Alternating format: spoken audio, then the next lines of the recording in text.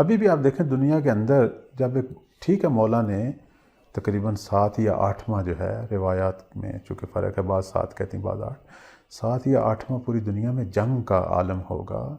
تو آج بھی اگر ایک فوج حرکت کرتی ہے تو اس میں صرف لڑنے والے لوگ نہیں ہوتے، بالکل صحیح، بلکہ اتنی ہی تعداد میں دوسرے لوگ ہوتے ہیں کہ جس کو ہم کہتے ہیں یہ فوج کا بیک اپ ہے، فوج کی پشپنائی کر رہے ہیں۔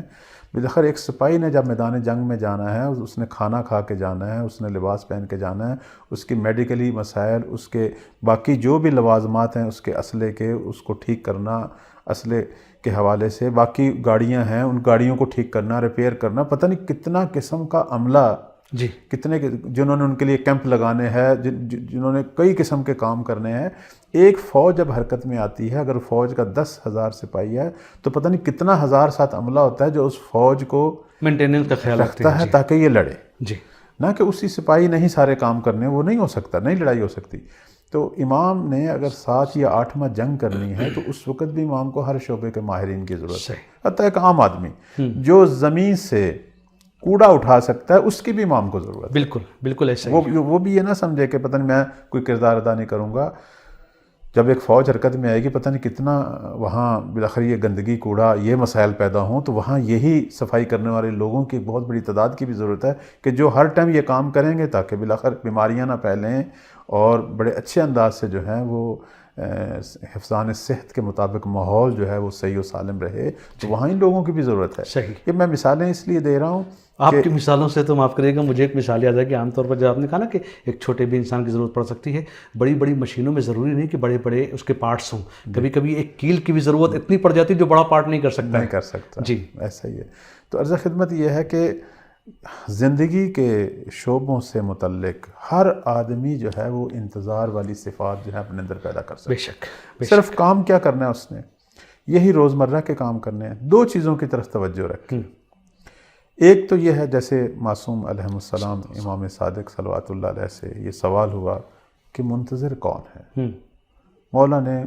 یہ بارہا ہم نے اپنے اس پروگرام میں بھی بیان کیا، مولا نے 2 چیزیں منتظر کی 2 اہم صفات کی طرف اشارہ کیا، فرمایا ایک صاحب ورع ہو، یعنی تقویٰ کی بلند ترین صفت جو ہے، کیا مطلب؟ گناہوں سے پرہیز کرے۔ سب سے پہلا کام منتظر کا جو ہے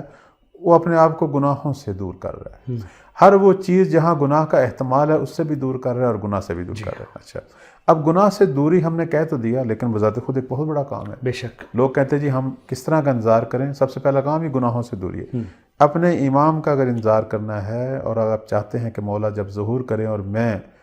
ان کے یاران اور ان کے انصار میں سے قرار پاؤں اور میں بھی ایک کردار ادا کروں اور اس زمانہ غیبت میں بھی مولا کا ناصر شمار ہوں، پہلا کام گناہوں سے دوری ہے۔ واہ، اپنی زندگی سے گناہوں کو نکال دیں، یا جہاں گناہ کا احتمال ہے اس سے دوری اختیار کرو۔ اب گناہ ہمارے بولنے میں ہے، ہمارے چال چلن میں ہے، ہمارے کردار میں ہے، ہمارے رویے میں ہے، ہمارے گھریلو رویے میں ہے، ہمارے سماجی رویے میں ہے، ہمارے رزق کمانے کے مسائل میں ہے، ہمارے ارتباطات باہمی روابط میں ہے، خاندانی روابط ہیں، بیرونی روابط ہیں، گناہ جہاں بھی ہو گناہ سے دوری اختیار کریں، یہ پہلا کام۔ اور دوسرا کام جو چھٹے مولا نے فرمایا، اپنے اخلاق جو ہیں وہ بلند و بالا کریں، اخلاقی اعتبار سے جو ہے اپنے آپ کو بڑا کریں اور اپنے اندر اچھی صفات پیدا کریں، جس کے اندر یہ دونوں چیزیں ہیں۔ معصوم فرماتے ہیں وَهُوَ الْمُنتظر، وہ منتظر ہے۔ منتظر کی شناخت جو ہم